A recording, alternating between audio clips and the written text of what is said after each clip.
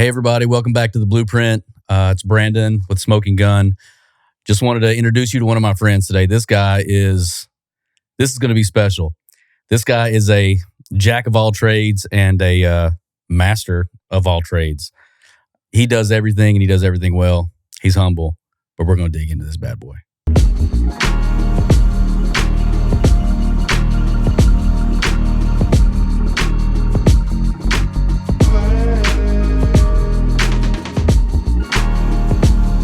Dave Fleming, my man. What's up? How you doing? Oh, fantastic. Great to be here, brother. Oh my gosh. So Dave and I, you and I are friends from way back. We go, I don't know, gosh, it's 25, 30 years of history now. Don't stay in contact a whole lot, but we stay in contact through social media, which is really cool, but I've seen this journey that you've gone on. I've been really impressed. First off, we were friends. We both worked at Dr. Pepper forever ago. Yep. Friends, made quick friends there. You're an easy guy to hang out with and talk to. But just to see your journey of how you've gone through it has been really, really cool. So we're going to get to that in a minute, but I just wanted to find out, like, Dave, where does Dave come from? Where's Dave call roots?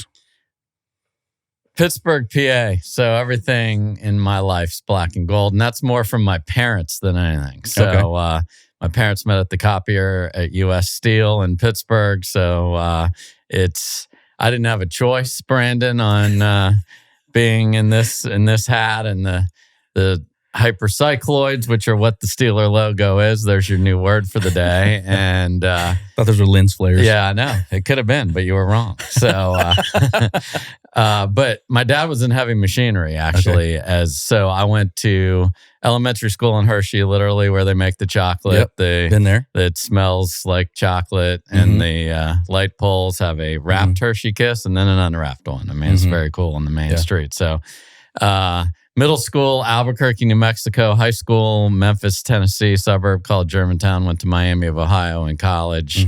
And so I've seen a lot of the world, and you always wonder when you're moving, is that good or bad? It's been great for me as I grow and see the country because I can relate to so many people. So that was the journey. High school, I played tennis. I've played tennis all my life. And the big aspiration I had in high school was ESPN, be a broadcaster. Really? So from the very beginning, it was always broadcasting. It was in there. And I was the sports anchor for our GHS TV, which was our high school TV station. What was the logo for your school? We were the Red Devils. Oh. So I know, sorry if I've offended anyone. And I was raising hell just for kicks. We're the class of 86. Okay. I love it.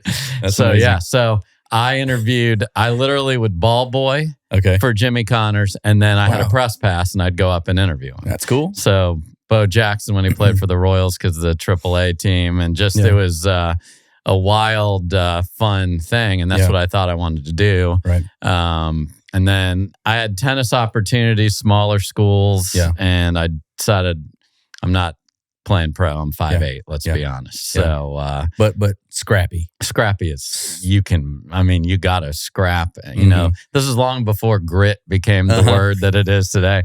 I was scrappy. Yes. I was a scrappy little 5'8" dude that just kept getting the damn ball back. And that would wear out the other guy. But I can't hit 140 mile an hour serve either. So that's a problem. So if you were a baseball pitcher, you'd have been a junk tosser. Oh, I'm Greg Maddux. I'm Greg Maddux all day long. Painting corners, baby. Exactly. So that was the thing, and it took me 30 years to get there. Okay. So growing up, was your dad upset you went into tennis instead of football? I mean, you got the Steelers the whole time. You guys are watching it every Sunday, right? You guys do play on Sunday, don't you? We do, as a matter of cool. fact. Yeah, thank you. Yeah. My dad probably can blame himself because my grandfather, who R.I.P., Homer, he was Homer before Homer Simpson ever was Homer. Okay. Homer Ellsworth Fleming. Big dude. Huge. So, and my dad's taller than me. And then if you make 5'8", unless you're the kicker, you ain't playing ball. Right. So I love football, but we don't need me on the... Did you have any discussions with them about that? Like, why on earth why am I so damn little? No. I mean, I think the nice part about football is I can enjoy it. and play other things. So. I will say you are the biggest, being from Dallas country. Yeah, right. I understood. Like, I understand what it's like when I go to other places and I'm wearing a Cowboys something. I mean, I'm 5 generations from this place. So we live it, we breathe it, just like that same thing. And when you go out, you see so many people that are like ancillary fans just around the outside. Right.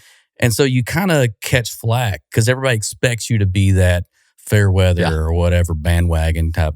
But we've watched it since I was a baby, right? Every Sunday that's the time you sit in front of the TV, at noon or 3 or 7, that's the way it went. And so I understand what it's like for you to come down. That's what I always really loved about when we first met, because you were wearing the starter jackets all the time, black and yellow, super bold. It was like, all right, I like this guy. But it's like you really put that out there on your sleeve, no pun intended, but like you really put that out there. And it was really cool to see because I knew what it felt like to be that for a team that's that hot like that. To bring the Steelers into Dallas country ain't easy, right? No, it isn't. But it's sort of what I believe in my life altogether. Like, I go very deep in a few things instead of dabbling in many. And the love and the passion, that's what my core beliefs are. And it happens to be that my city happens to all be black and gold too. So all 3 teams, Pirates, Penguins, Steelers, are all black and gold. So I didn't have to trick up a color palette. No one knows a PMS color better than you, my brother. But so that made it nice. But it's what's, you got to figure out, life is precious. What's important to you, and not waver from that, at least as far as my beliefs. And Pittsburgh sports are, family, and then things I'm passionate about. But Pittsburgh sports are in the top 5 forever. Forever, yeah. I mean, no matter what, I'll always remember a couple of things. One is you being a huge Steeler fan, being a funny guy, but huge Steeler fan, and how much you outkicked your coverage when it came to you finding your wife. Oh, you got that right. Dude, I'm telling you, this dude right here is the man. I looked at a photo on his desk and I said, "Is that your family member?" And he's like, "No, it's my wife." And I laughed. Yeah. And I was like, "Are you serious?" And he goes, "Yeah." And he goes, "It's good to be funny." That's exactly it. Yeah. I remember that conversation. Like, it stood out to me and I thought, yeah, this guy's got it. You know what I mean? I was super proud for you. You did a great job. Oh, I appreciate that. Yeah. No, you are one of many dudes that have had that conversation with me. Like, look, you're a little 5'8" dude. What the heck? How did this you happen? Running around with Miss America here? Yeah. No, but the lovely Deb Fleming is amazing. Yeah. So how did you and the lovely Deb meet? On a double date when we weren't each other's date. Oh, nice. Yeah. How about that? So this is dogged pursuit is what this became, because she was dating. So she also went to Miami of Ohio. So this was our senior year of college. Yeah. I actually did one of my first stand-ups ever and an open mic at Miami of Ohio. And she was part of the group that was organizing this.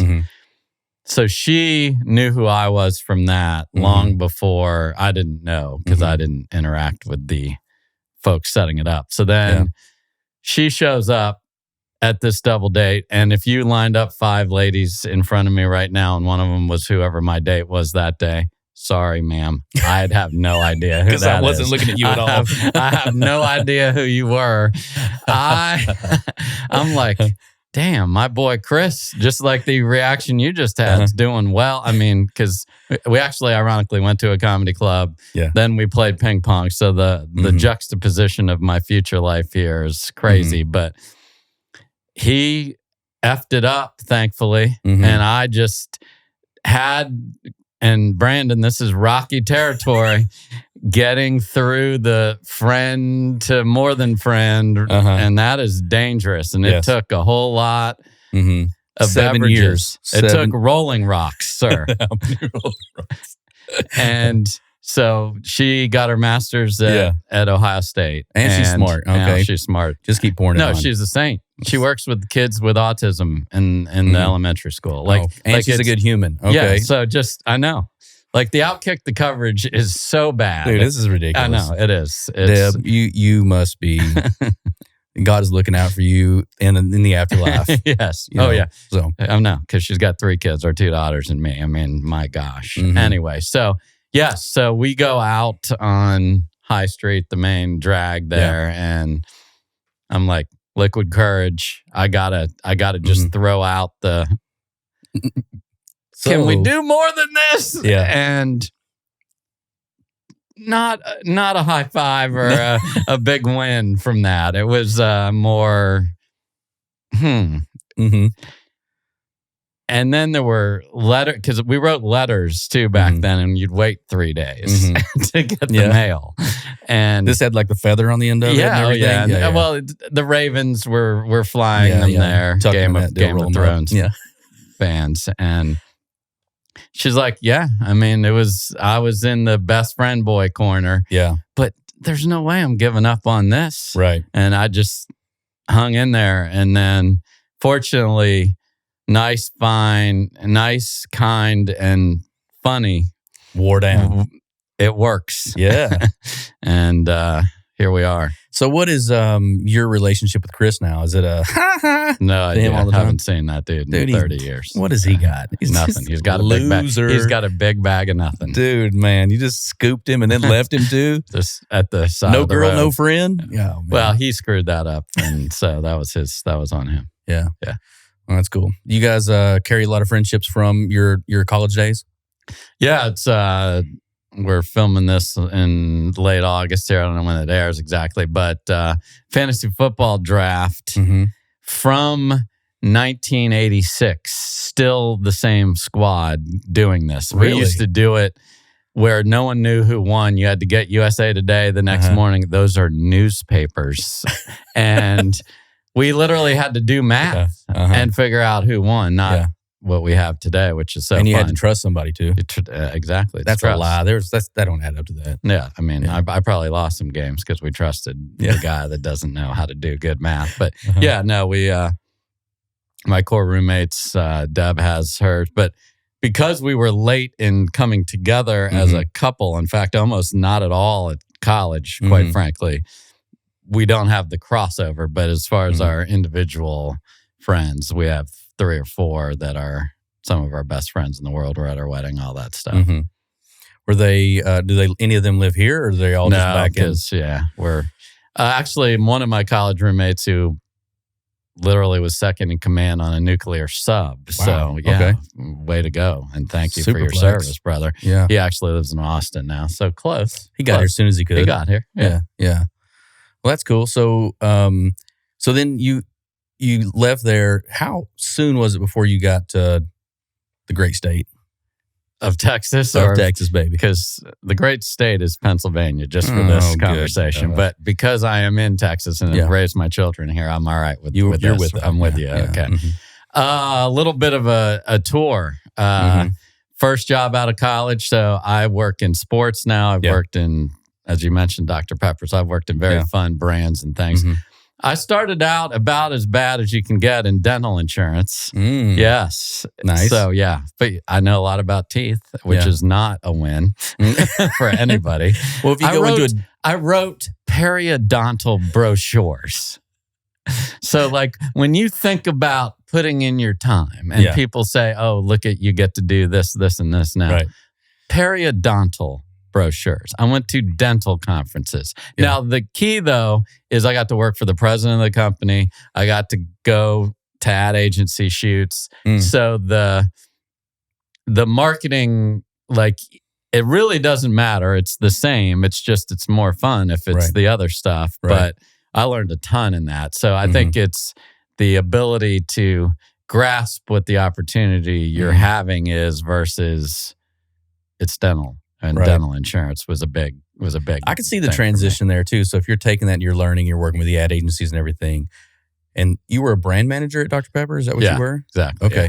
And so the transition to that was like, dude, I've been doing this for teeth for a hot minute, and so if I can make a smile happen, guess what I can do with a DP in hand? Yeah, right. Exactly. And we make it easy to smile was our tagline, by the way. So this isn't surprising that you were all over it without a brief right there. So I was doing that. And my family, as I mentioned, we moved around a lot and because of my dad's job. And the opportunity that I gave up in some of that was I got accepted to the Disney college program, which is hard to get into and a really cool thing. And I'm like, well, I couldn't do it one summer when our family was moving to help the family out. So I got a chance then to go from dental insurance to working with Disney. So a friend of mine from Miami of Ohio actually is working down there. And she said, you need to move to Orlando. We do all the team building and special events. We don't work for Disney. We work with Disney. And I was like, well, this sounds fun. We don't have any kids yet. Deb took the leap of faith already.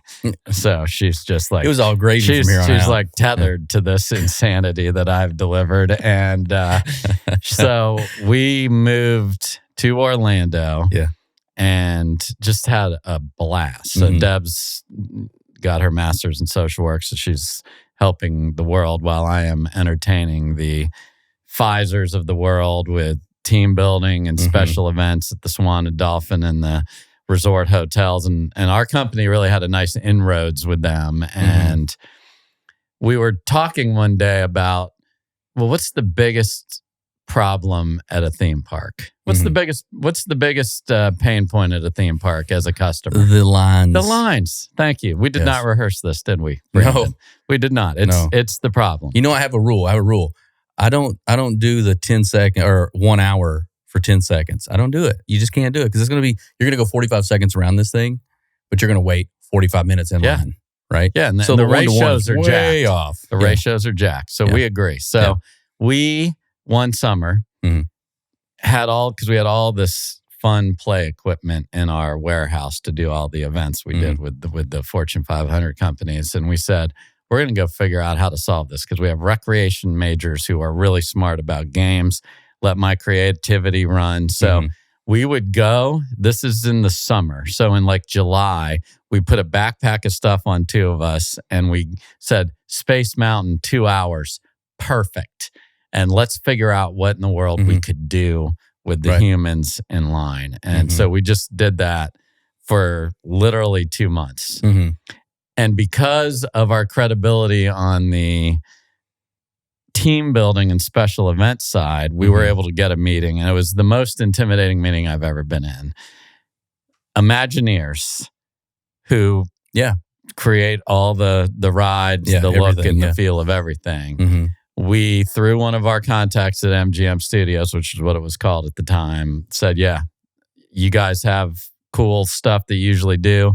So we had this idea called Q Crew, letter Q, but Q is another word for line. Yeah. It's sort of the English, the proper spelling of the King's English. I'm following you. Yeah.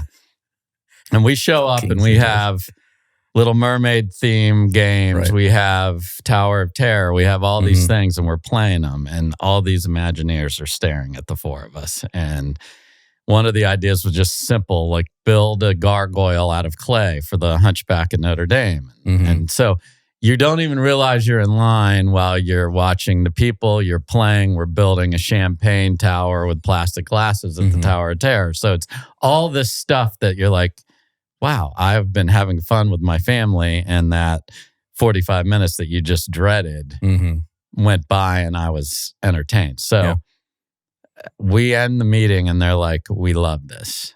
And we freaking did it. So I had the little Dave name tag, Pittsburgh, PA on there. And we had a cart of the games and toys and activities that we'd take from ride to ride and play. And it was wildly successful. So that's one of the coolest things I've done, just because. Are they still doing it? I would say concepts of it now. They have all the electronic fast passes TVs. and then now. they have TVs and they've made there's cartoons up there now. I know, and they've made the ride, the queue lines more of a event. But I think this idea works no matter what. I will not go to any amusement park unless they have a fast pass. It's like, I'm telling you, it's just out of control. Exactly. So we felt your pain. You felt it, and you solved it, and we solved exactly. Yeah. So you went from the Disney part of it, and the next step was, I'm done with this. No more mouse for me. Like, how did that happen? Family. Okay. My parents lived in Phoenix, and we had just had our first daughter, Gabby, at Arnold Palmer Hospital for Women and Children, which is just a cool. He was very ingrained in the Orlando area, and you needed a babysitter.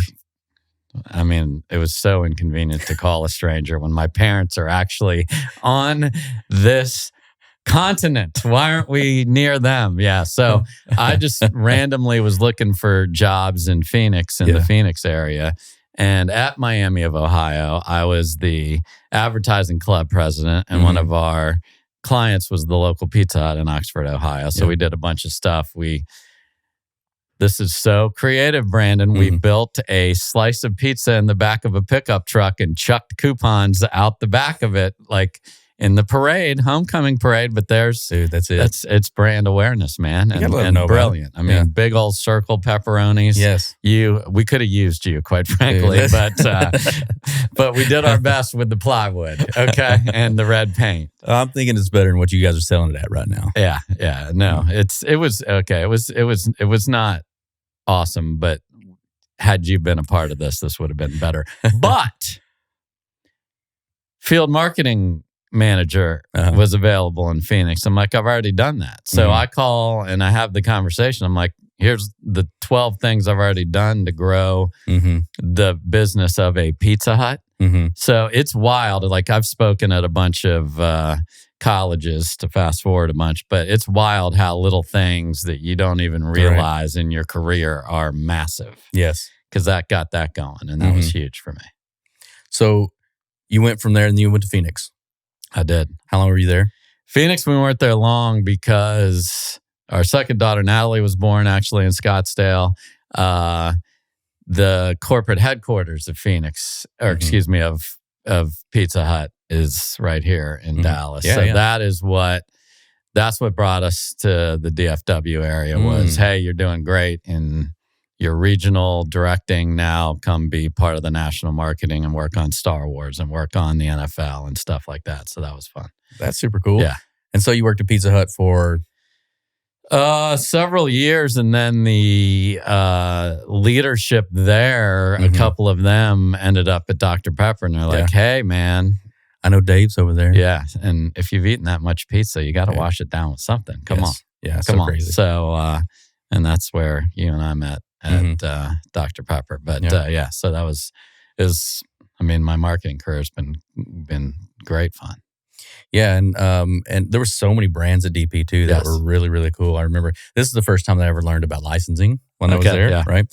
I'd gone through the agency side, but I didn't have to worry about it because people handed me brands. You just did something with it. But when I went there, I remember going up and talking to one of my brand managers, Trey Taylor. You remember Trey? Of course. And so I said, Trey, look, man, I was over here and I was trying this drink out, and I poured a little bit of Welch's strawberry in with this other Sunkist over here. Dude, it's like so good. Try it. And he's like, that is really, really good. And he's like, we should get you in front of the president of the company. And I was like, well, I'm just a designer downstairs. No, I just was doing a little suicide thing. Yeah. Here. So he goes, let's put a brand together for it. And we're going to call it Sewerside. And so we put a brand together for it, went out and pitched it to him. And he's like, this tastes really good. And I was like, I know. He goes, what's in this? So I told him, and he goes, well, that brand is not even remotely locked to that brand, so thanks for coming. And I just quickly was like, I looked over at Trey and I was like, you could have told me this. Dude. So, but no, that was my first introduction to, like, there's walls between some of these guys, you know, as you go to do it. But it was really, really cool experience. I learned a lot of people, met a lot of people just like you. And I've held these relationships through so many people at DP for so long. Do you have that same type of like network? I mean, it's weird, isn't it, how long people have held on to each other in that deal? Yeah, I think there was, when you are the spirit brand of and what I mean by that is Dr. Pepper is so beloved, Snapple, Mott's, like these are like important, like Steelers to me, Dr. Pepper is to many people, and that's a gift. And we had such a fun team that recognized that the leadership allowed us to be creative, to come up with ideas, to take and nurture the brand in a way. And there's a lot, like, sure, there's the fight that I hate of corporate America that I eventually started to make fun of, but the just the camaraderie, I think, was so good there that, you know, we loved working with each other. And, you know, I have many relationships from those days, and I cherish that. Yeah. Really, really cool. And I remember at that point, I was there for 7 years. But I remember at that point, I met you early in there, and then all of a sudden you were just talking to me one day. You said, "You know what? I think I'm going to go do my own thing." And I'm like, "Oh, what?" Like, dude, you're a pretty big deal over here, so where are you going to go? And you're like, comedy. And I was like, comedy? Like, that's a complete shift from where you're at right now. What went into this, like, complete direction change? So every job I had, something presentation-ish, which is a word, came up. So at Delta Dental, which I mentioned, I was Santa. All 5'8" of me. Right. Go be Santa. Put 8 pillows in your belly. I don't care. We're having the kids come be jolly old Saint Nick. Yeah. All right, fine. Yeah. Pizza Hut, big meetings with the franchisee. Go entertain, go create a video, go do something. Yeah. So I was like, this is all pro bono work within my real job. Yes. Okay. So I was like, I got to get paid to be funny. Yeah. As I mentioned, I did just tiny bit of stand up at college, and then I was just like, high school, I wrote like David Letterman skits and things for like our National Honor Society induction. So I'd always been dabbling with it. I mean, Seinfeld's my favorite show of all time. So I've always loved comedy and comedians and beyond just being entertained, but like the art of that a little bit. And I'm like, I got to just figure this out. So literally for a year and a half, I would be in meetings at Dr. Pepper and taking the real notes on the right side of the page and the comedy notes on the left side of the page, and just kept after it. Yeah. And then I got to the point where I'm like, okay, I think I got enough material here. Yeah. So I got to go to open mics. And that was probably I'm not a proud of yourself guy, but man, what that took as I look back on it was grind all day in a very important job at Dr. Pepper with the pressure of leading a big brand like that and the team counting on you.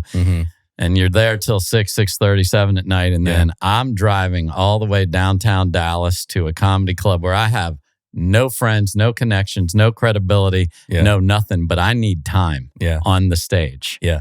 And I'm showing up and all these dudes know each other and it's open mic night and there's 45 people there and I'm going 43rd. I have no chance to go, maybe 42nd if he doesn't show up.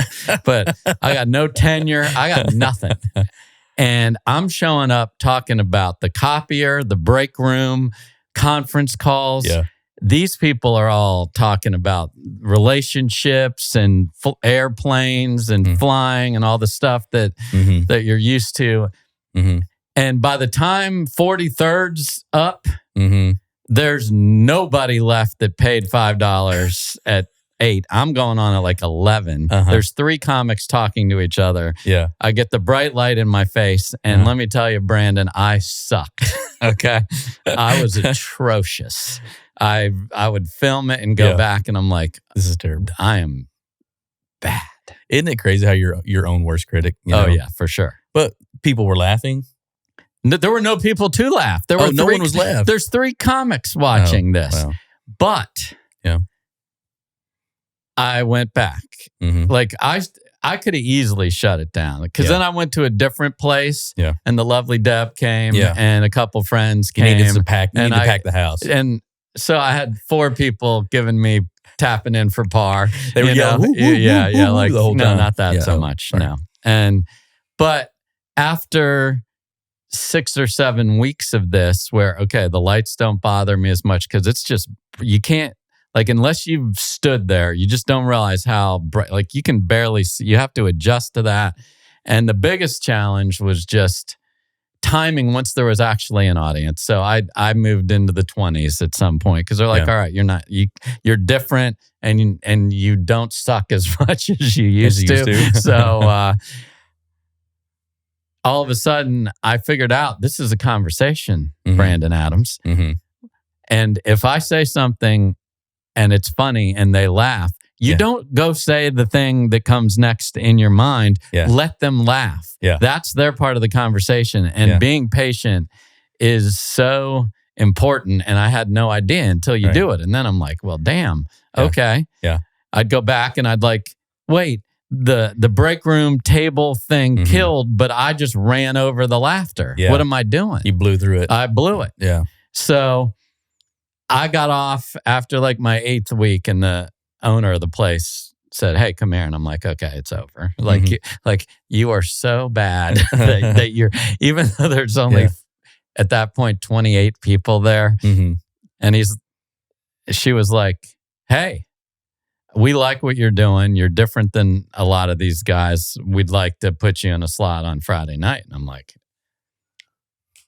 I'm in. Let's go. I'm in. Let's Flex. go. I'm in. Did you take your shirt off at that point? I don't think the world's ready for that. Oh, they're not ready for that? No. So, just terrible towel. Terrible towel. Yeah. Nice. So I'm like, I'm getting 7 damn minutes on Friday. And then I was like, okay, so show up for that. And then knew what I was doing. That was tight. And was there anyone that you were taking lessons from, like on pacing and things like that? Was it just you out there grinding? 100% studying me and comedians and read books, but no, like I didn't take a single comedy course. I didn't take a comedy anything from another human being, which I just wanted to. I feel like throughout my life, I was one of the funny ones in the group. So I knew that existed. This is just way different. So then I'm bringing a totally different crowd because all these corporate people are showing up in a comedy club that hadn't even known it exists. So they were like, you are good. So they kept giving me more time, not headliner, but and I was like, you know what? I got so much material. I want to do the whole dang thing. And it ain't 7 minutes, it's 80. Oh, and what'd they say? Well, and I knew it wasn't there. Oh, I knew. I said, because they just did slots on that side. They did their thing. And I was like, this isn't it. So I said, okay. Did you have enough material for 80? Yeah. Oh, well, I didn't know. Oh, okay. I didn't know, but I'd written, because I'd never done enough. I wrote so much. So at that time I was coaching my daughter in softball, and these softball days the tournament days are long. Like you play at 8, and then you play at 11, then you play at 2. So I'd coach my butt off, and then I'd say to the parents and the kids, look, our next game's in an hour and a half. I go present my material to the tree over behind the backstop, just learning the material and memorizing and memorizing. And I said, okay. So I got to where I felt like I could do 40 minutes. So I said, Dave and Buster's, you have this room back here. I want to sell tickets and do a show. Thoughts? And they were like, as long as people buy food and you hit some minimum, whatever we agreed to. I was like, all right. And they said, sure. So I did 40 minutes, invited lots of people that were familiar with me and that worked in corporate America. Guilted a lot of people to come to you. Like so bad. Like I'll pay you if I have to. Just please come. Please. I'll wash your car. Yeah, it's a free car wash. Right out here. Dave's car wash if you show up. I didn't want to put this in here, but I mentioned the softball kids. They were outside in the dark washing cars so I could have an audience. Yeah, well, they had the big signs on wasn't everything. Proud, no. We support Dave. Yeah, I did provide the markers, but not the poster board. And he used the water from the comedy club from Dave Buster. Yes, yeah. So that went well, and I'm like, all right. What am I going to do with this now? Because this is a thing. I'm still doing all the Dr. Pepper work, but this is a thing. Yeah.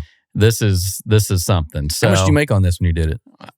That show. Not on that particular example, nothing. Because I was begging people to show up. Oh, so it was like a freebie. It was kind of like, I just wanted to have close to 100 people that, okay, like what I think's funny and my observations about corporate America. Yeah. And what's wild is that and comedy and marketing aren't that far because it's insights. It's insights about what the consumer behavior. This is just taking insights about human behavior and either exaggerating or twisting or just literally pointing them out, and people haven't done it. So I was like, now I'm into one-man shows. And this guy, I don't even remember his name, but there was one called Man One Bank Zero. Okay. And what this story is you get those pretend checks. This is $1 million check if you lease a car with so-and-so. Yeah. So this cat literally deposited $1 million check in an ATM. And it went into its and it worked. And it went into it. So his show is this story about how this went, and obviously doesn't have the happiest ending, but for a while he had $1 million in the account. What was the unhappy ending? I need to know about. I don't even remember what happened. He died, dude. No, he didn't die, but I mean, he cried. It's not a real. It was a sad It's ending. not a real $1 million. But Man One Bank Zero is. Yeah. So I was like, okay, I need a show name. I need a poster. I need things. So I was like, I kind of like, I'm going to do Man versus Office, because that's exactly what this is. And everybody, I threw a bunch of names out, Cubicle Insider, all this stuff. And then I said, boom, I need this guy to design my poster.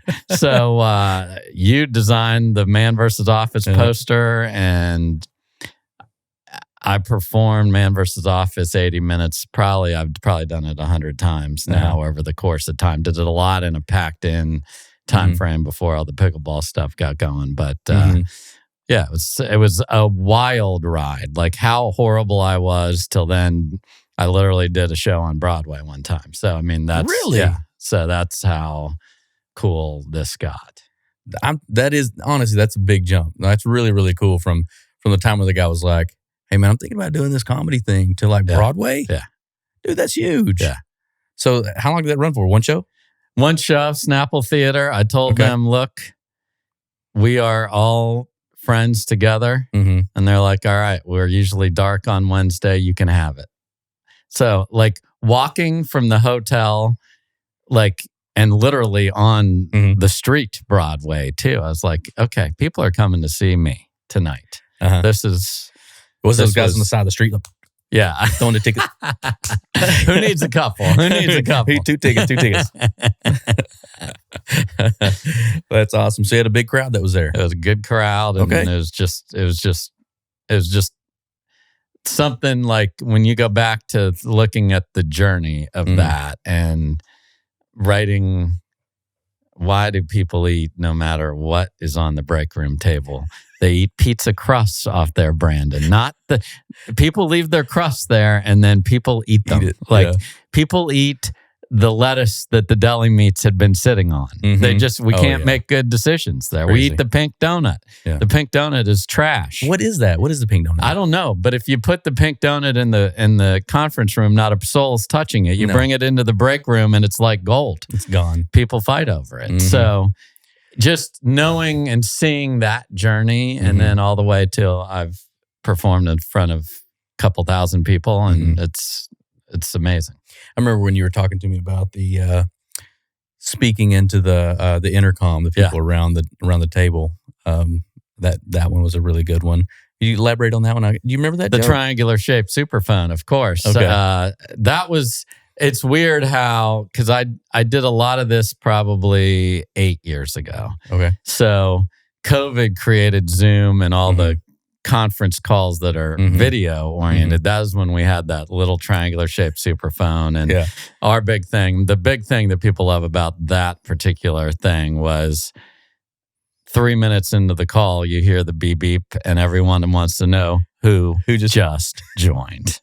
And everyone starts screaming, who just joined? Who is blessing us 7 minutes late? And, it was insights like that people are like, God, it happens every time. Yeah, exactly. And so how hard I worked on the writing and then the getting the performance just right was, it it was literally a second job when I was, I mean, it's still, I was still doing everything. And I performed at Dr. Pepper. So this wasn't like, and now Alejandro Rojas is my stage name. Like, no. It's Dave. Here I am. I mean, everyone knew that I was doing it. I did it at big corporate events at Dr. Pepper too. Is there any pushback on doing some of that double dipping?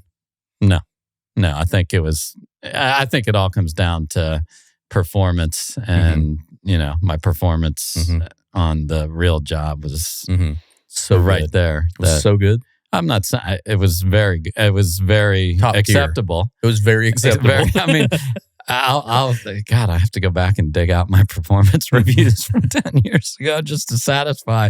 No, I was doing a good job. I was getting promoted. I was running the big brands. Yes. Yeah. So very acceptable. So like what you do with your own time is what you do with your own time. I mean, as long as we're running, we're good. We're running.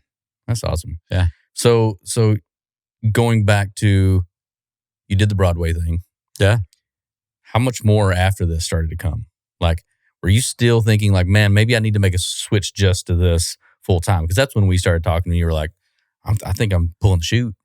Yeah. So I think the decision was more, what can the combination of things do? Yeah. I had a couple of people ask me about the show and like, hey, come down and we think like a guy, this was like another really cool day. Was there a guy that produced one-man shows, like stuff that's on Broadway all the time and tours. And I walk off the stage here in Dallas, the Pocket Sandwich Theater, where I performed quite a few times, which is a fun room. And he's like, hey, do you got a minute? And I was like, I'll talk to anybody after a show. I'm just, you're so like the rush of laughter and then afterwards and, adulation and like you just killed it. Like when the night, you don't kill it every time, but when you do and you feel it, it's so I'm like, I'll talk to anybody forever. I am on a high here. And so-and-so from this production company is like, yeah, we'd love to have you do a run down in Houston. We think we can make something of this. Okay. And I was like, okay. But you'd have to live in Houston for a month. And I have a real job and two little Sparkies and the lovely Deb Fleming. Yeah. And so that was a painful decision not to do that. Yeah. Because I knew at that point that the material was money. That anyone that's worked in corporate America is going to get this. They were not asking me to write it for somebody else. They said they like the way you do it, because a lot of people are writers, and then let's get a performer. So I would have never let that happen. But that they were saying, we're going to go down there. You're going to live in a hotel. We're going to work. You're going to be working your butt off on the marketing side, doing every radio station of any, you're going country, you're going rock, you're going this. And I was like, I can't. I want to. If I was 24, I would do this. So I had to pass on that, and that hurt because that doesn't like you hear about everybody, the big break. That was the big break as it relates to the one-man show, because it's probably gonna work, because the guy that was doing this, Defending the Caveman, is where this guy was from, and that's a very unbelievable show that has done many tours and all that. But I said I will not and cannot do that. So then I was like, all right, I love what I'm doing with the marketing, but that other stuff is just, it's goodness, man. So I started looking into what is the corporate speaking world like? Like, what's this all about? And so I started talking to some of those people. And what I found with them was they were either very smart about their stuff and boring presenters, or there were corporate comedians who just did basically a stand-up routine during dinner at a company's offsite, which there's nothing wrong with that. So I was like, well, what can I do? I got 20 years of big brand marketing. I've done the Disney thing, which has got interesting stories. And I have corporate comedy, which is funny for any company. Mm-hmm. So I just told the lovely Deb one day, I think I got to just go do this. Pulling the chute. And I had done enough in the background where I'd talked to a few companies. They're like, whenever you do this, we'll help you get going. So you have 3 or 4 things to get started here. That's cool. And so I started doing that. And one of my first things was Southwest Airlines. So now all of a sudden I got like credibility, like, okay, they're, and again, this whole thing is relationships. Like I'm not walking into Southwest Airlines and just getting that. Right. I have to have something relevant, but I also have to know somebody. Right. So that is huge. Yeah. And so your journey up the corporate ladder actually made all those, planted all those seeds. I have all these connections everywhere. Mm-hmm. And for them, it's the same thing because the most paranoid person in the world is an event planner. Right. Because everything they choose is being reviewed before their very eyes. Yeah.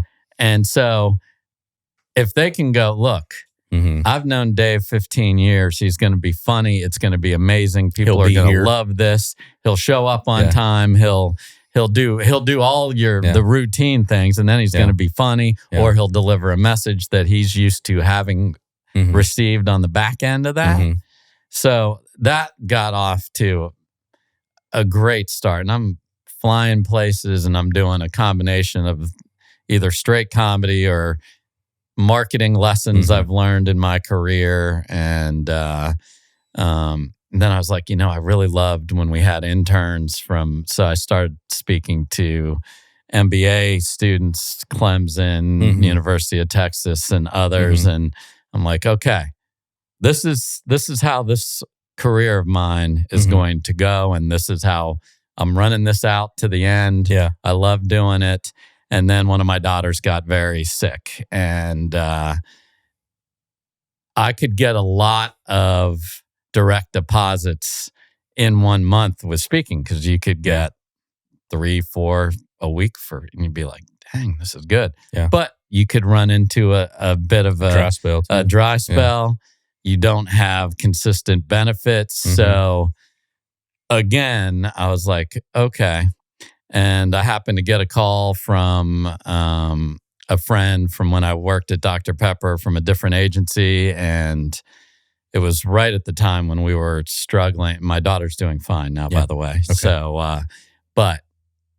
So I had to literally pull the ripcord on that pursuit, because we had to have steady income and had to have benefits. And that's what a father does. Yeah, 100%. So it was a really hard time for our family. Everyone's, as I mentioned, doing well now. And so I went back and went to the other side and did agency for a while, and then pickleball showed up. So did you ever at any point in time think, I'm probably going to be Tony Robbins? More, not necessarily evangelical or that, but it was, dude, like I said, you had a blast. It's fun to just have people because they relate to the examples I gave, and they relate to when I'm making fun of emails, and the person that replies all to the company-wide email, and then keeps going. I mean, we all just like, are you kidding me, dude? Like, Leslie, did you really need to do that? And the people that they want to know that you read their email, and there's nothing better than clicking the no box. Maybe I did read it, maybe I didn't. You'll never know. Yeah, 100%. I'm not giving you the glory. Yeah, I'm not. Yeah. I'm just not gonna. Yeah. They want to read receipt on a damn email, not from me. You're not getting it. So people were just, because it was so relatable, I was like, I know I'm good here. Yeah, I know I'm good. So whatever the height of that. The best I could answer that was CBS News. I don't know how, but there's a bunch of my stuff on the internet and other corporate. I was named the number 2 corporate comedian in the United States. Is that true? That is true.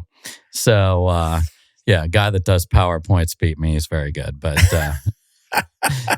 yeah, he knows his craft. So Yeah. hit the podium, get that silver. Did you actually get a silver out of that? I should have gotten a medal, but I feel like you should have got something more than just an announcement, right? Yeah, I feel like I need to check in. It's a little late on getting that. I feel like something needs to be delivered there, right? You can't just call somebody number 2 in America. Yeah, this and was not give them some type of prize. Yeah, no, just laminate something and send it on over. Yeah. I mean, come on. Man, send me an email. Congratulations. Yeah, exactly. So you got into that. You started doing a lot of the corporate stuff, and then bailed out of that, went back into, the agency world, doing the marketing part, right? You said your wife has a master's? Yes. Is she working at all during this time? 100%. What does she do? She works with the kids with autism in elementary school. Yeah. I mean, it's unbelievable. Yeah, yeah. And the tragedy of our society is she should make 50x what she makes for the contribution she makes to our world, to these kids, to these families. Mm-hmm. But that line of work, for however we, the forefathers, set it up, just doesn't pay well, which is a crime. But she kept working throughout all of what I was doing. All of what I was doing. Yeah, you didn't even realize the level of outkicked my coverage here. This is out of control. So you got it. So thankfully, she carried you, and still is. Yes. What a win. Yes. So at this point too, so you now jump into something completely different, which is pickleball. Yeah. Right. This is a little bit of a story, and the transition between this is almost like Ricochet, right? Like you've done this and that and ping, pow. There's no straight path whatsoever in what you've and although you said you wanted to get into commentary with ESPN as a young kid, right? Like some of that can be translated in just, I just want to be a speaker. I just want to talk to people. Or I want to be in front of like you can take all of those things and extrapolate. You're really just, you're there to entertain. You want to be an entertainer. Is that kind of the whole gist? I think that's fair. Yeah. So pickleball. You found somebody that knew pickleball and they thought, you know who's funny? This guy will be out here. We got a tournament on Saturday at the YMCA. Let's get him out there and let's have him practice a little bit. Or was this like you already were up the ranks by the time it happened? I don't know if I like your little skit that you did there. You like about that? The YMCA. So I'm gonna try and overlook that. I'm gonna try to overlook. I thought I was your guest here. You are the best guest. The best guest. So the way that worked out was, I'm 49 years old, and I am playing the highest level tennis in town in leagues and all of that. Really? At this point, you're still at 49. Yeah. But when you are doing that and you're playing league tennis, you're playing the kid that played line 4 at not SMU. That's too good, but smaller colleges around here who are ridiculous and 24, and I'm playing amazing and getting in your age group. No, not in my age group. In all age anybody, groups. Really? But getting scraped, getting scraped at that point, and it's still fun, but they're just too good. Okay, I got you. And so it's like, okay, but I still love tennis. I've played literally since I was a little sparky, 5 years old.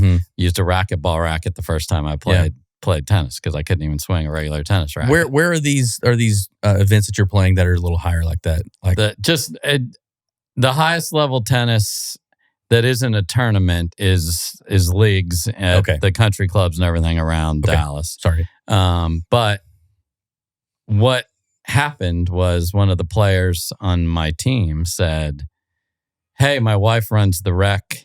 Cindy Wright runs the rec center stuff at their church. We should come play pickleball. And I stared at him and I was like, I have no idea what you just said. I don't even know what this is. What are you talking about? This wasn't the YMCA. It was a church gym, though. So see, that's what I'm talking about. So I was not so far off. Oh, yeah. The way you presented it was way off. That was on me. I apologize. It's your tone, sir.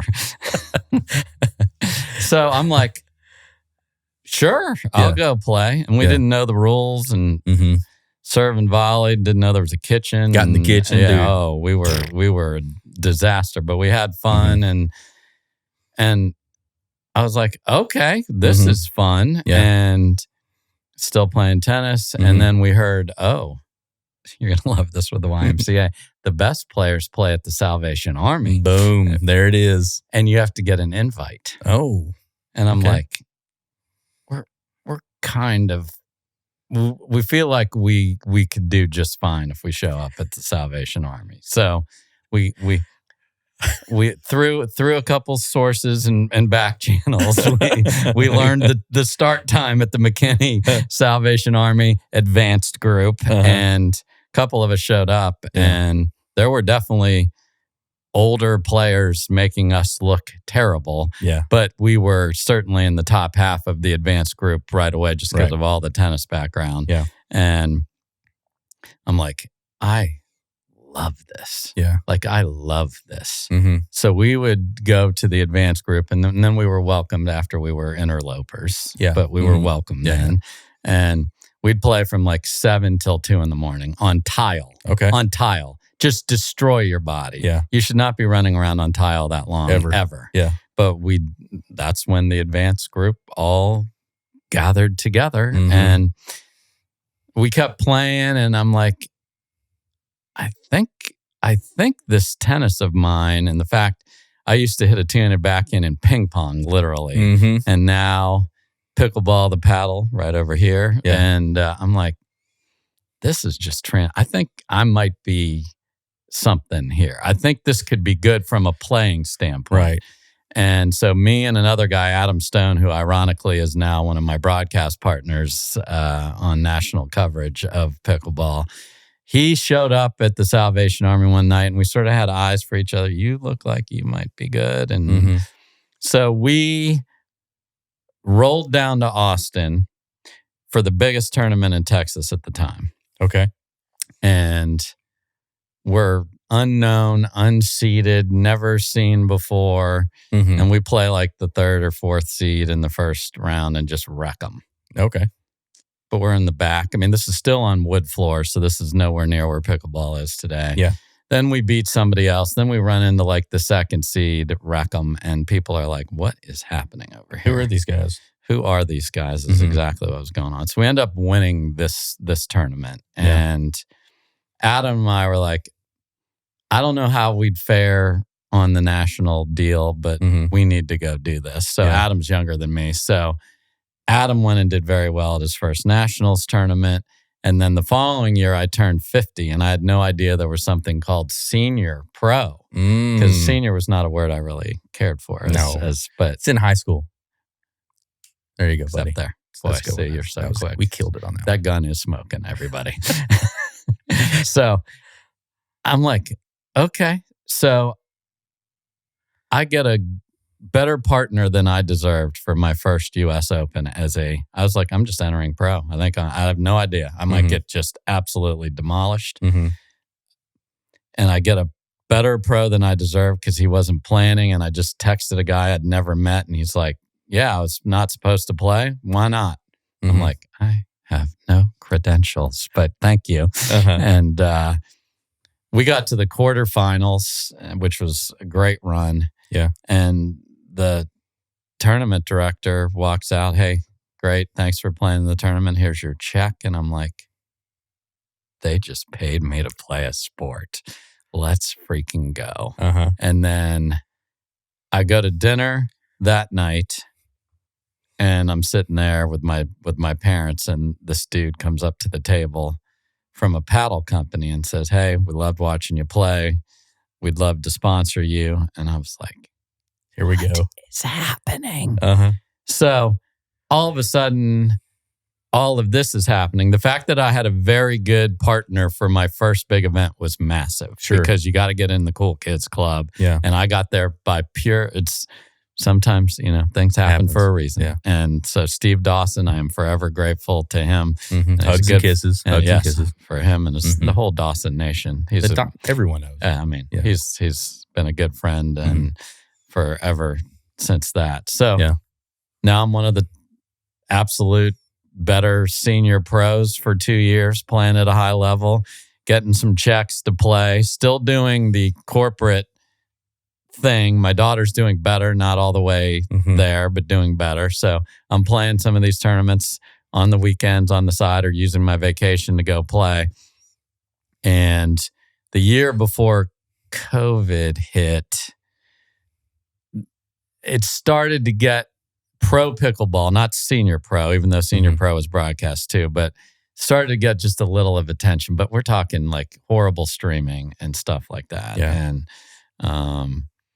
And then it got a little better and a little better. And then a friend of mine that kind of knew my comedy background and some other stuff said, hey, you should jump in a booth and see what's going on. I'm like, okay. Because what I had was the high level acumen of the sport, understanding the sport, the passion, and then the entertainer part of it, and then the ability to speak succinctly, which is really important. And the rest of that is history now. That just kept getting better and better. And now I'm like on Sunday, 300,000 people watched our tour and my commentary on Fox. It's insane. That's really, really cool, man.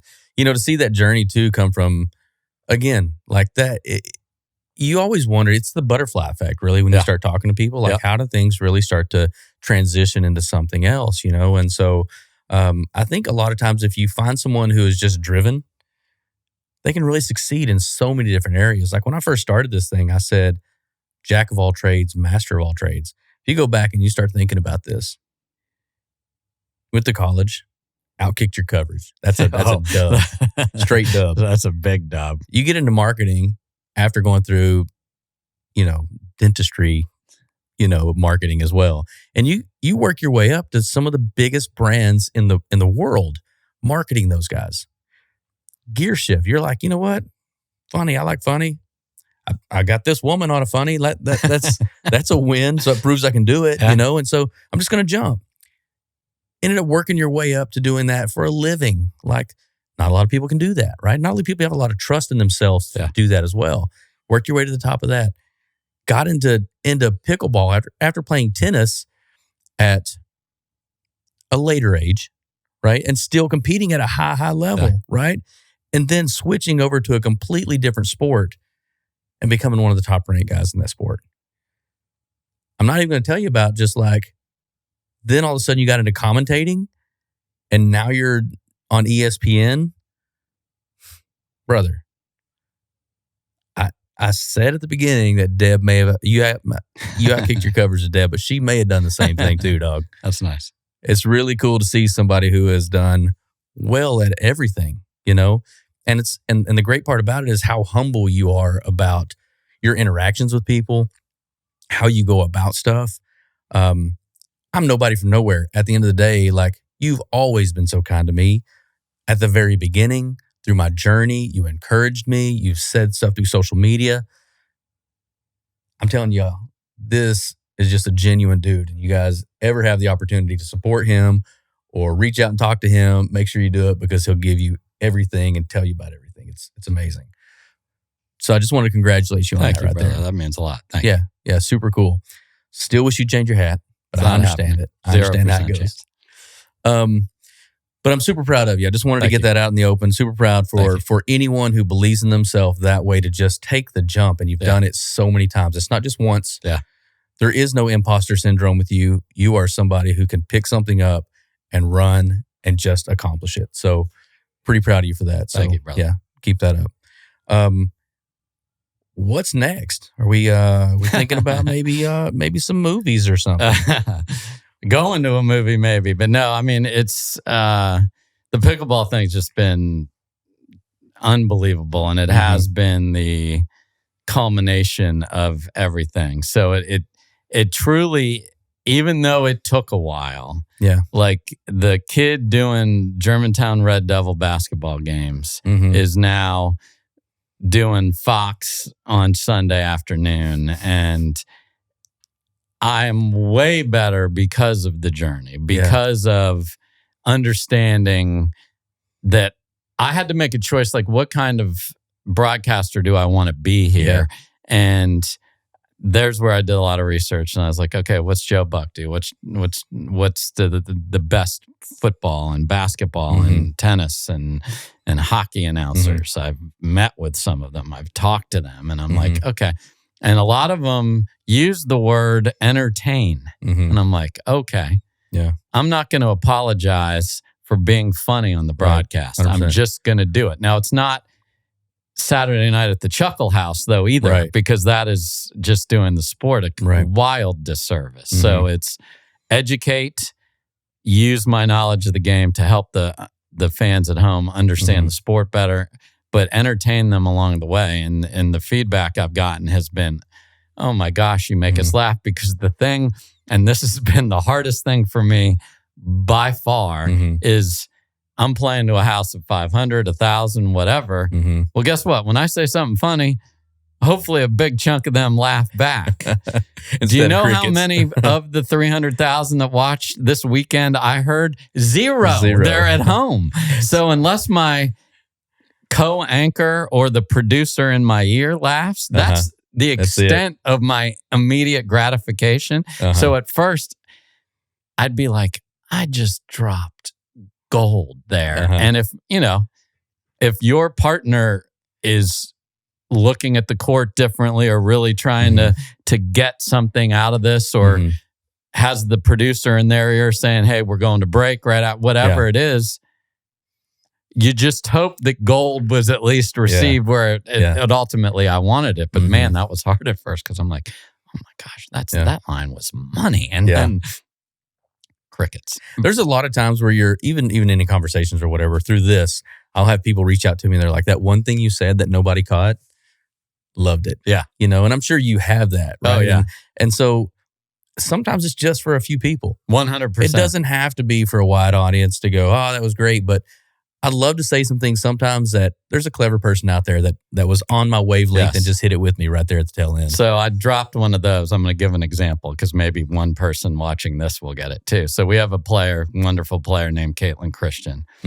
So I'm 80s hair metal guy. So she's playing great. So I say Sister Christian is motoring and just put it out there.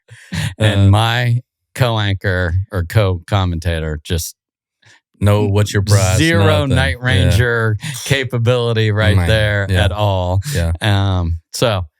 But if thousands or hundreds or 5 got that, I threw my boy Jack Blades and Night Ranger out there, that, you know? Yeah. So those are the things, And it's, the thing for me now, and it's wild, like having all these people at our events, like want to talk to me, take a picture. It's like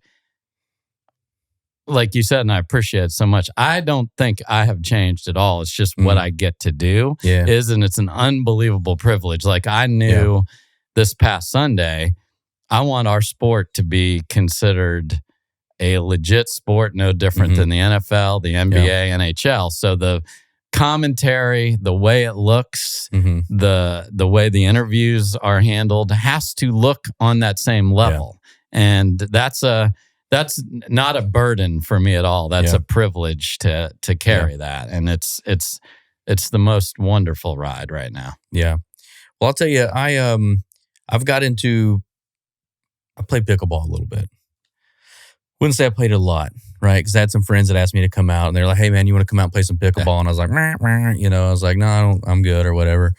And then everybody started kind of getting into this. And all I hear is like fastest growing sport in the country, right? And so a bunch of my guys go out there, and so they've got like expensive paddles and all kinds of stuff. And I was like, what? Like, I mean, I golf, so I think about the stuff I put into that. Just doesn't translate when I think of like a paddle, right? But it does. And so they got all this stuff. And so they asked me to come out, and they were like, have you ever played before? And I said, nah, but dude, I'm an athlete. So I ain't look at this. I mean, come on, dog. Smoking gun means a couple of things. Let's be honest. I'm probably going to win. I'm just saying. And, because I played ping pong for a long time. Like I'm a pretty good ping pong player. I thought a lot of those actions would really translate, because when I play tennis, I wouldn't say I played a lot of tennis, but when I play tennis, I'll catch people off guard because I'll do some chop shots, right? And instead of it having topspin, it'll jerk away from. Yeah, there's a lot of ping pong action that comes into it, and so it's very unorthodox. It's the Greg Maddux of tennis, right? And so I thought I would do the same thing with pickleball when I got in there, and man, I was so mad that the ball didn't spin the same way and the same action. I would go up ready to just kill somebody, and I was just like do an action to it, and it would just. And so I started really paying attention to the way people were hitting the ball, right? From top spin. They're really trying to come up with the ball, right? To make it, scoop over. And I started thinking of it more of a wiffle ball, of how you throw a wiffle ball than how you would hit a ping pong ball, right? Okay. Because the difference in those two actions, one causes lift and the other causes drop, right?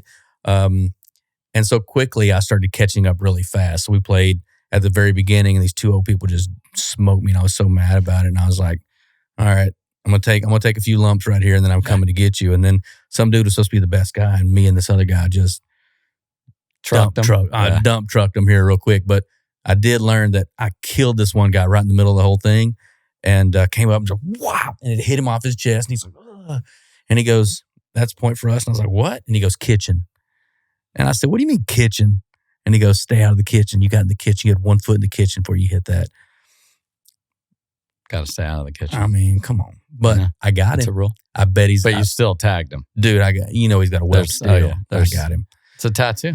But there's a learning curve that goes. I had such a good time playing that, right? And I didn't expect to. Honestly, I did the YMCA thing earlier, like having a good time with it. But at the same time, that's what I think most people's perception of coming into this is like, oh, sideshow sport, right? But really, it was super fun, and it was more challenging than I thought it was going to be. Yeah. There's a lot of running, a lot of jumping, a lot of staying in shape behind this. There's a lot of hand-eye coordination that goes with this. And if you catch somebody that has had a skill that they've been working on for a little bit, they can just out-skill you, not just out-athletic you. For sure. In some of these pieces, right? And so that's on the Carvana PPA Tour, the best players in the world, they're always refining something. And even at every level of amateur, it's chess, not checkers here. Yeah. It's who is finding that little thing that makes me better than you for that particular match. And because the sport is relatively new on the highest level and getting the national acclaim now, it's so not figured out yet. And that's what's really cool. Players are finding new shots and new ways to manipulate that ball you see right there on the 20x44. And it's awesome to watch. And the game has evolved a lot at the pro level. And then the amateurs, with the equipment getting better and with the awareness. And what I love the most about it is America is moving and getting healthier because of it, because there's so many people playing. And I can put an 8-year-old with an 80-year-old out there and partner men, women, grandparents, grandchildren, uncles, nephews. They're having a blast and they're laughing. Every pickleball court you go to, there's laughter. What's better than that? Nothing. Are you seeing the skill set of people really rocket ship up right now? I mean, like it's changed. Like people 3 years ago, would get smoked by the worst player, right? 100%. Okay. Yeah. It's changing overnight. Yeah. And the influx of athletes coming into this too. Yeah. And I think that's what we're going to see. And then, the celebrities are playing now, which is so fun. And just the awareness of the sport and the fact that the best player in the world, she's 17, Anna Leigh Waters, 17 years old. Crazy. She is wildly the best player. But now big sponsorships with FILA and other national opportunities. And we'll get there where these athletes are not as recognized as certainly a Patrick Mahomes. I am not saying that whatsoever. Sure. But in the realm of, that's somebody. In her circle, she's somebody. Yeah. I mean, kids are going as Anna Leigh Waters for Halloween right now. It's so fun. That's amazing. Yeah. Yeah, and to watch that transition of what everybody thought it was to what it's becoming, I think that's a really cool thing to be a part of. And you getting in on the ground floor of that, you're going to be the grandfather of pickleball. I mean, you got to think about it. I again, the senior and grandfather terminology here. But I know what you're saying, but you're saying that in a much more. No, it's the fact that I'm getting to put catchphrases that I hear people say out on their rec courts I mean, it's I'm really blessed from that standpoint. But I think back to the overarching theme of my life, I am all in on the stuff I'm passionate about, and I am as authentic as I can be in that. And I'm not in the things that I'm not going to halfway go, oh yeah, skeet shooting. I know nothing. I know what it is, but that's it. So I'm not going to fake my way into something like that. Like I love pickle, and I hope that continues to come out. And I am in a position where I can influence that in a big way, and it's awesome. And I'm so lucky to have that opportunity. What is your favorite catchphrase that you've thrown out to date? So I'll give you the one that I'm most known for, and then my favorite. So I'll give you two favorites, actually. So I don't know when I started this, and I've been asked this, and I wish I could answer this. So before every game starts, I say, let's play pickleball. Like, let's play pickleball, and then the first ball's in play. So whenever I travel somewhere and play with a new group, they're like, let's play pickleball. They're like, say it. And I'm like, oh, okay. Yeah. So I've done that now for a long time. I don't know that it sort of happened organically. Like people say, do you have all this written down? No, but that's where all the comedy and the improv and all that really pays off, because in the moment. Yeah. So the two, when there's a firefight or hands where it's just fast in the air, back and forth, if it's 8 or 9 of those, I'll scream, the floor is lava. The floor is lava. And then people love that. And then there's a shot called a scorpion, which is if you get a shot up in your chest, you want to bring the paddle up, get low, and it's like the scorpion tail, and block that back down. So being 80s metal guy that I am, I say rock you like a hurricane when they use a scorpion. So those are my favorites, but it's just fun. Can you do me a favor? And at some point in the next broadcast, and so here we go. I need this. I need this. This is going to make my life come full circle. If someone steps into the kitchen, can you holler, if you can't stand the heat, get up out the kitchen. Get up out the kitchen. So I have to do it like Southern style there. Yeah, you can do it however you want. Okay. But if you can't stand the heat, and just let's see who comes up on that. You know? If someone steps into the kitchen, is that good? Is that Dave worthy? Here's the thing. It will be. Tell you. It will be. Go ahead. You are not like That's not original. The kitchen stuff. I'd like you to work on, like, go play a little more and come back. And I'm not discounting what you just said. You hate it. I don't hate it. Okay. Because I like when a team is struggling to get to the kitchen, I talk about the kitchen is closed or they don't have reservations and all those kind of. Because I just like something to play with. Like if there's a sign in the audience or the kitchen idea or all those things, it's just fun to have something to play with like that. Yeah. And so I get requests and hey, this is what I say. It's coming. And people send me through Instagram or whatever. So I just love that they're watching enough and they want me to say something that they say with their buddies. Dude, I can't wait. Next one I see that you're on, I'm sending you a text before I'm sneaking in some kind of sneaky word. Bring it. It's next weekend. I'm in Vegas, so bring it. Saturday? I'm on Thursday. I'm on Wednesday through Sunday. So Wednesday through Sunday? Yeah, so bring it. All right, cool. So what's the next one is Vegas, and what is the Vegas one? We're playing in the Fontainebleau Hotel right on the strip in the ballroom. Fontainebleau. Yeah, so that's going to be awesome. Then we have one of our slams in Atlanta after that. And then our biggest tournament of the year is actually here in Dallas in November. So come out and see the best athletes in the world. Come say hi to me, please. Is there ever going to be a chance that you and I get to play ping pong against each other? Ping pong? Yeah. Where's the table? I don't know. Yes. Are you a good ping pong player? Yes, but I haven't played a lot because this has taken my attention. But the Tui is still You got the Tui in there? Yeah, the Tui is ready. But yeah, and we'll have to get you. I can turn your table tennis into some magic with this too. Let's do it. Let's do it. I do want to come out. Yeah, let's get this straightened out. I want to come out and play. You can show me how to do it, because obviously Because if you have the table tennis background, I can make you pretty dangerous. Let's do that. Yes. I want to do that. Yes. I'd love to learn from the best. When it comes to the transition of building the brand of who you are right now. Yeah. Social media, marketing, like what are you doing for yourself? How are you elevating that? How are you elevating the sport that you want to become bigger? Are you, like what channels are you using? Are you actually using funds? Are you using the marketing background that you have? Yeah, I think it's a couple things as a employee. So I am a part of the league, so the Carvana PPA Tour. Mm-hmm. So I have the opportunity to help with around the broadcasting that I do, the helping, I know the sport well, like formatting our calendar, how we promote it. So I'm still involved in those discussions. I do weekly shows about the draw and what you should look for this week as a fan of the sport. So I'm doing those things. I mean, I think quite frankly, if we're going to self-critique here, I could do better with my own personal social media pages but it's a catch-22. Like, what do I invest my time in? I travel a ton. I'm gone like half the weekends of the year, broadcasting the sport that I love, and it's truly a privilege, as I said before. So I'll shoot some stuff.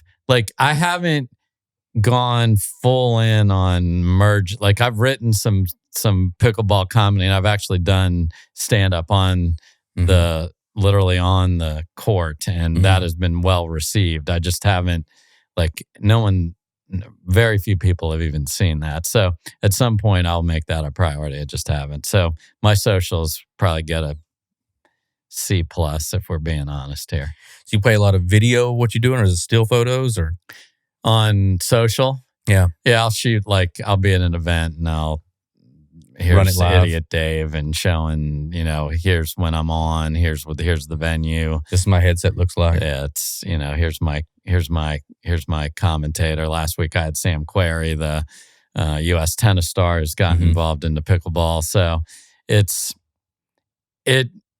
I need to find my thing that is beyond. I mean, I'm doing fine for the here we are at this event, and I'm going to be on Fox, so please tune in. That stuff, which I think is important, but I think there's more to give for me, just personally. I do everything I can for the tour on the other side for that social, but for my brand, I mean, I think it's I want to be authentic to me, and that's why I realize I'm walking into a Dallas area studio, but there's a black and gold hat on my head, and there's a pickleball logo right here. And that's why when you said, hey, you can put some stuff on the table, I'm like, oh, let's go.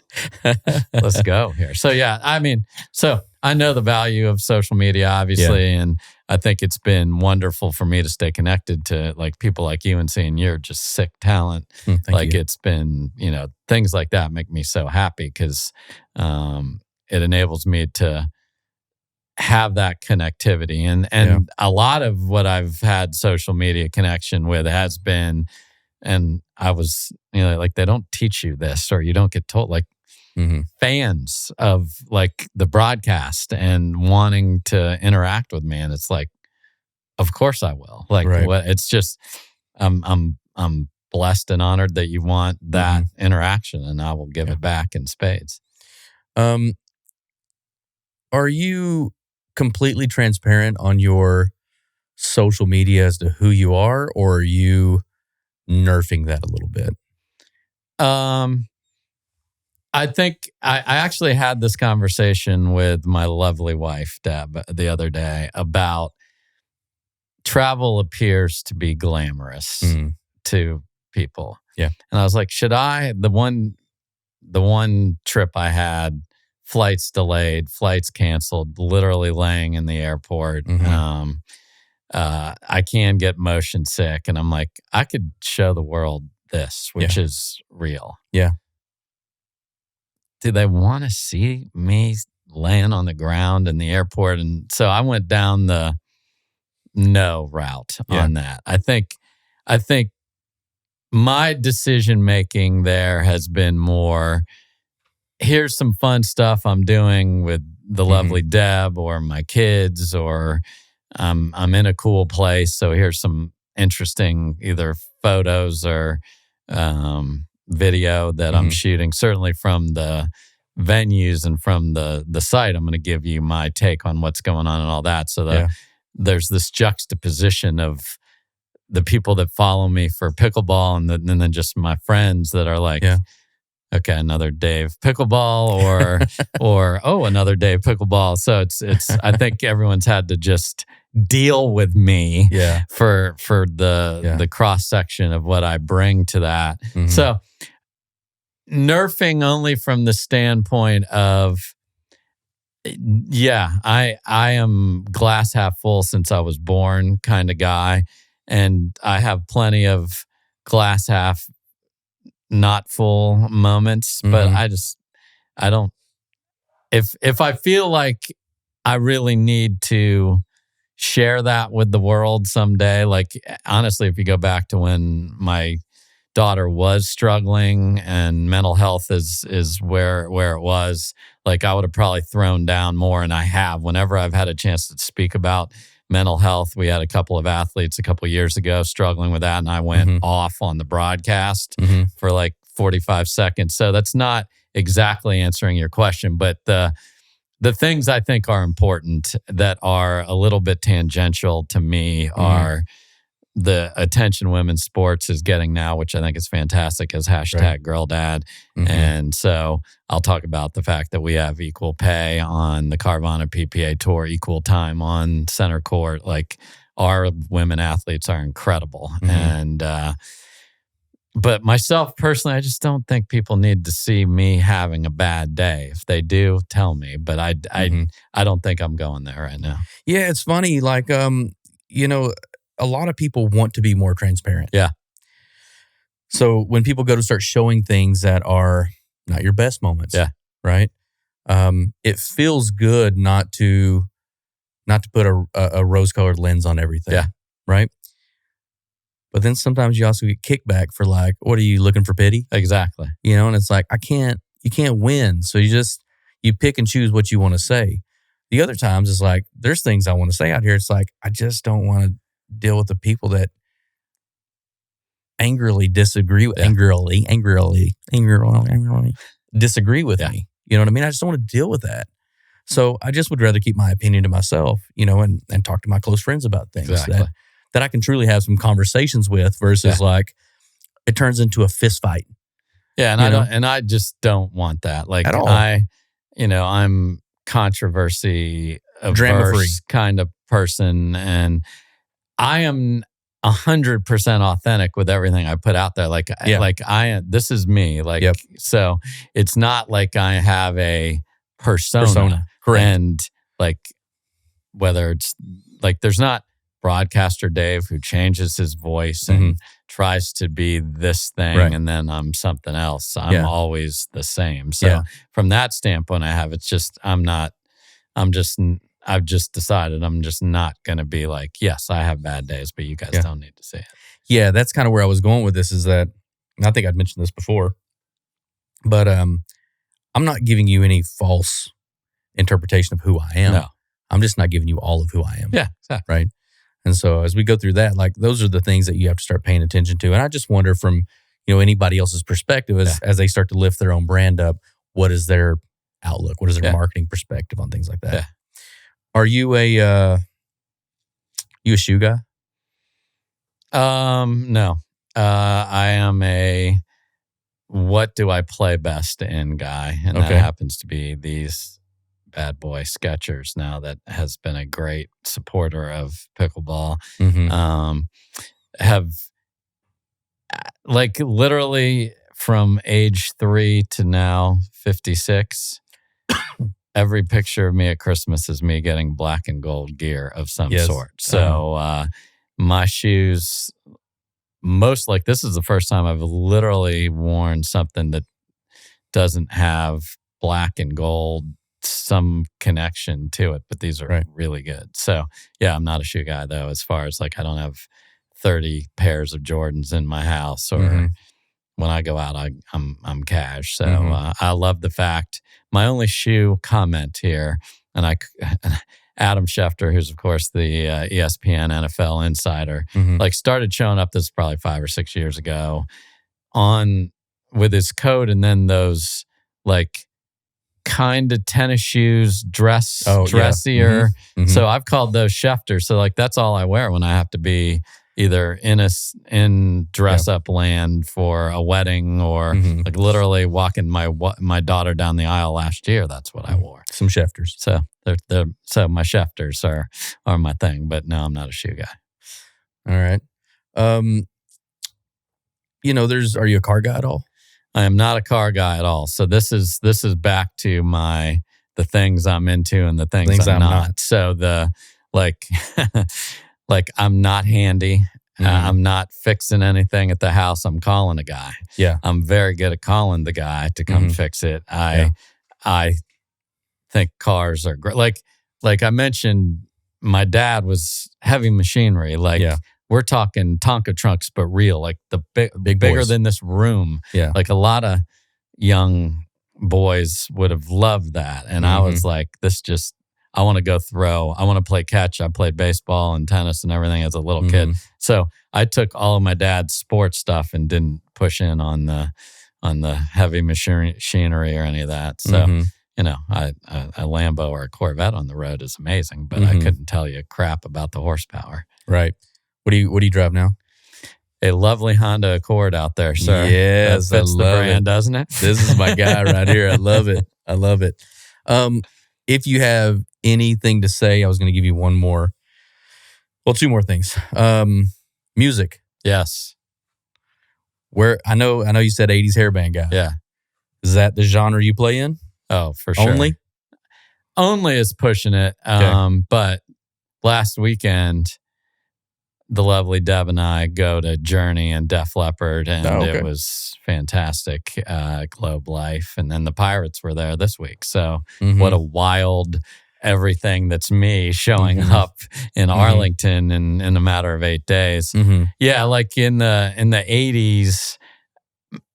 I mean, Wanted Dead or Alive from Bon Jovi, and just all of that was just my thing. And the song I played before all of my high school tennis matches was Your Love by the Outfield. So Josie is on a vacation far away, ladies and gentlemen. But yeah, I mean, I like some newer stuff, but like if I'm poolside or whatever, we're going Van Halen, we're going Winger, Warrant, White Snake, White Lion, Skid Row. That's my favorite stuff.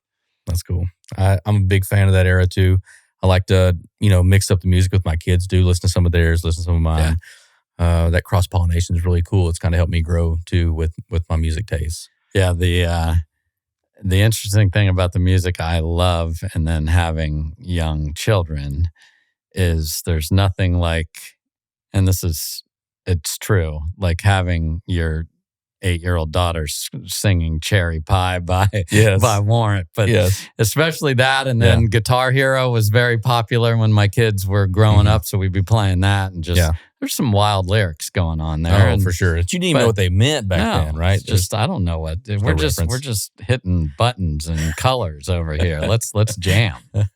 Water, seltzer, beer, domestic, craft beer, whiskey, vodka. Those are my only choices. That's it. Soda. You can throw soda. Okay. Then I know this is a little out of soda would be my answer out of that. I like a nice Stella. I don't do like, again, I have the palate of a toddler as far as food is concerned. So we're talking my daughter, who's hilarious too, Natalie, got me I'll just have the chicken tenders shirt, and nothing could be more dead on my brand from that standpoint. Yeah. So there's been so many stories in my life where, like in the jobs I've had, you're at this big corporate dinner and everyone at the table is waiting for the waiter to take their order, and they're like trying to order what they think the CEO or martini, whoever. old-fashioned martini. And they're also ordering like something healthier, and they're looking over, and then they get to me and I'm like, I don't like fish. I don't like anything. If it's thicker than 2 inches, it is the heck out. If it swam, it's out unless the cow fell in the river. Like, we're not doing this, okay? Yeah. So they get to me and I order a filet, and then 7 hands shoot up and they want to change their little, they thought, like, that's the thing. Like, I will not succumb is really, like, I'm not cheering for the Cowboys. I'm not cheering for the Rangers, and I'm not ordering the salmon. Right, for sure, not the salmon. Last point. You said something about mental health ago. Yes. You gonna give me your point of view on that? 100%. I mean, having seen the biggest struggle a family and my daughter could have with that, and seeing just how misunderstood by many people that is. I certainly learned a lot in the journey that our family went down, and the fact that it is real and needs to be respected. And I love the athletes that have stepped away from their sport, and the entertainers that, it's a shame that, as I mentioned before, that my wife and the work she does is not compensated or get the attention that someone that makes movies, but that's the way the world works. So that's okay. But so when people like that do take the stage and say how important mental health is, and I need a break and I need to focus on this, it's really important to be now having, and I think that happens a lot. I think once something that has affected your family, which you hold so near and dear, and then you see it, that my ears perk up the minute like I hear or I see a friend or a family member or one of our athletes, because I've had that conversation with them. Like, I know what this is. And so the importance for me is just that if somebody just check in with like literally checking in with people who and then they're just not them, and it might be nothing, but it might be something, and you sure would rather do that. So, I'm not saying I have this huge platform, but the couple times that I've had the chance to speak on it, I have spoken, and I will continue to do so, because I have been a father that just wants everything good for his family, and you want to fix it. So you're, like, okay, from this is what's going on at school, and hey, how can we help you do better in a class? Or I want to be part of the band. Okay, let's get you flute lessons or whatever. Okay, I fell and I broke my arm. Okay, let's get the best cast you can, and that's how you fix that. But mental health is not like that, and it was really hard for me to understand that the fixing, and it's not even the right word to use with that, but the recovery and the challenge that can be for an individual is immense. And you think on the outside everything is good, and on the inside it just so isn't. So, I mean, my message to anyone watching this is just, stay connected to those that you think could just need. I mean, sometimes it's just how you doing, and just people need that chance to talk. But when people are in the throes of it, you'll be surprised. Like, because when I tell friends of mine and many of my female friends about the struggles that we were dealing with as a family, and I had no idea that they had personally, across the lunch table, had gone through that themselves. And all of a sudden there's all this emotion that gets peeled back up that shows up in somebody. So it's the hardest thing, because, oh, you rolled your ankle. I see that you have an ankle brace. You don't wear a brain brace. And it's so important to me. And, it's just something that anyone who has dealt with it, I feel you, and anyone who is sort of wondering, like, get the help that you need, and that can be professional or family, but get that help. So that's my message there. Yeah, most of us, I think, are shallow with our, hey, how you doing today? Great. Yeah, it's great. 100%. I checked the box. Yeah, checked it. And then really, it's almost unusual when someone asks you and you give them a real answer. It's tough to break that. right? To break that pattern, because I've given people real answers. Oh man, today's been tough, blah, blah, blah. And you feel like they don't want to hear it. No, really I just asked you so I can get on to the next thing. Yeah, I did that because I did my duty, is to do this. I really don't care, right? For those people that are out there that feel like they're caught somewhere in the middle of that, how do you get around that? What have you noticed? What do you need to look out for? What are the things that you're saying that because you've gone through something like this, what are those telltales that maybe it's more than just, oh, they don't want to tell me today, or everyone says everything's good? Like, what are some things that you've noticed? Well, I think it's the value of listening. And I think a lot of people listen and they're only listening so they can wait for the next chance for them to talk, or they're checking a box so that they can just say, I'm the good friend. I know somebody's dealing with cancer or whatever. Hey, thinking of you. And then I've moved on to the next. It's the moving on to the next thing that's frustrating for me in that situation, for somebody that really needs more than got that in there. And I think so. It's back to this whole authenticity conversation. Like, people know if I haven't heard from you forever, and then I posted that something, I being the general I, that